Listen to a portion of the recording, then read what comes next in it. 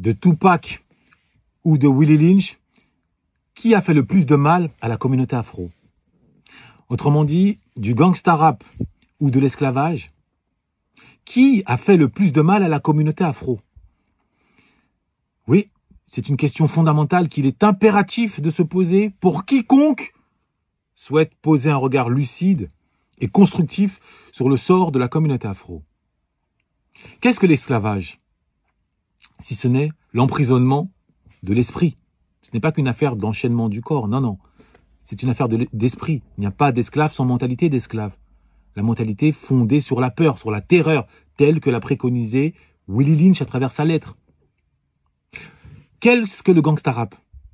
Si ce n'est l'emprisonnement de l'esprit, non pas dans la peur, mais dans la culture de la violence, dans la culture de la vulgarité. Ça va bien? Ouais, je les suis bien, quoi. Carré, c'est toi qui vas trancher, Justin Bieber ou One Direction? On bat les couilles, frère. En clair, dans la culture de l'hyper-virilité autodestructrice. Avec pour conséquence les guerres de gangs, mais surtout le cimetière en masse, réel ou social, la prison. Le fait est qu'aujourd'hui, on dénombre plus d'afros en prison que dans les champs de coton. Et si tu veux que je te rafraîchisse la mémoire sur les effets dévastateurs du gangsta rap, tends bien l'oreille. Et surtout, ouvre bien tes yeux.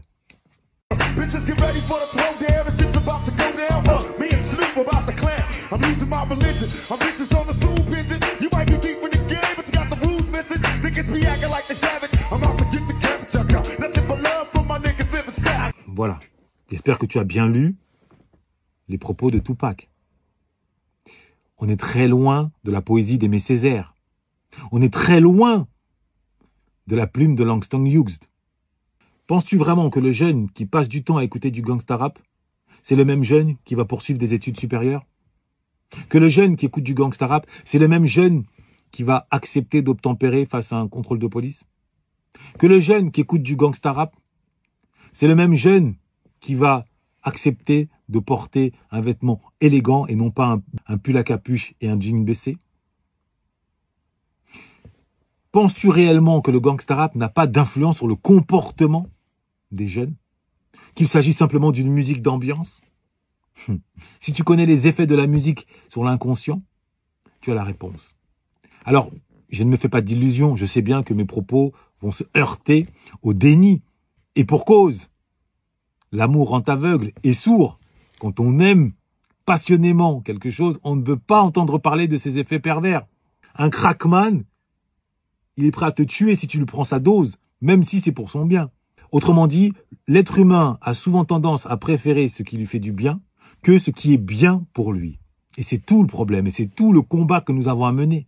Démontrer à un maximum de jeunes hommes, étant donné que ce sont les plus touchés. Il y a bagarre au concert de Gazo, mais tu sais pas finir.